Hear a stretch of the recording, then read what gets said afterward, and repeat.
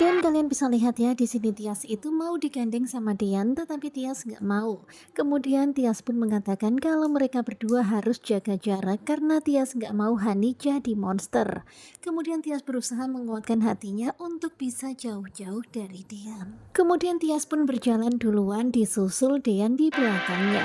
Dan pastinya sekarang ini Tias itu benar-benar dilema banget ya karena dia tuh kepikiran Hani tetapi Dian terus saja mengikutinya. Sementara itu di dalam ruangan terlihat di sini Bulan masih bersama dengan Bu Yuni dan kalian tahu sendiri ya di sini Bulan itu berkata-kata yang menyakitkan bagi Bu Yuni dan juga Tias. Pokoknya dia tuh selalu saja menjelek-jelekan Tias. Bukan pelakor. Dan seperti biasa ya, Wulan itu mengatakan kalau Tias adalah pelakor, tetapi Bu Yuni nggak terima kalau Tias dikatakan pelakor. Tias itu menikah bukan karena keinginan Tias sendiri, tetapi disuruh sama Oh, kalian Sigit. cuma berdua? Kemudian Tias juga menikah dengan Dian ketika Hani dinyatakan meninggal dunia.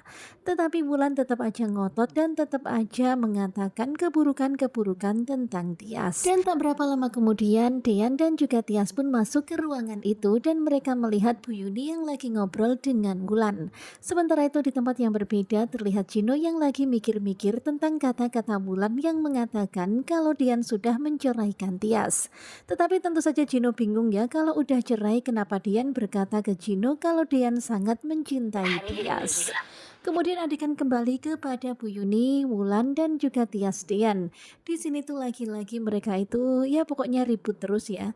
Di sini Wulan itu heran banget ketika bertanya Hani di mana, Dian dan juga Tias berkata kalau mereka nggak tahu Hani di mana.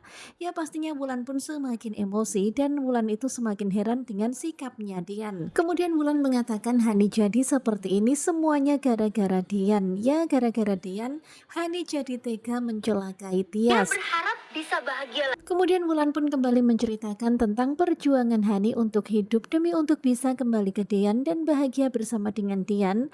Tetapi yang didapatkan Hani malahan Dian menceraikan Hani. Dan tentu saja itu sangat menyakitkan dan pastinya di sini Wulan semakin benci sama Tias. Dan gara-gara sikap Dian inilah akhirnya Hani berubah jadi jahat seperti sekarang ini.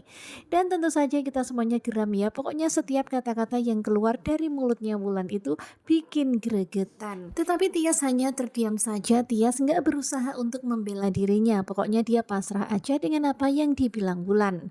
Kemudian adegan berpindah kepada Jino yang lagi di lorong rumah sakit dan di sini terlihat juga ada Hani. Tentu saja Hani takut banget ya kalau sampai dirinya ketahuan. Kemudian Hani pun berjalan sambil berusaha menutup wajahnya. Tetapi ketika sedang berjalan itu tiba-tiba Hani terpleset. Waduh, waduh, padahal Hani itu lagi panik-paniknya ingin menghindari dari Jino, tetapi kok malah kepleset seperti ini.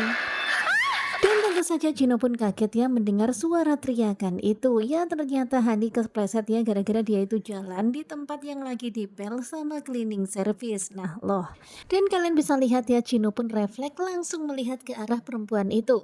Dan ternyata lipstiknya si Hani itu jatuh di dekatnya Jino. Kemudian Jino pun mengambilnya dan berniat untuk memberikan lipstik itu kepada si perempuan itu.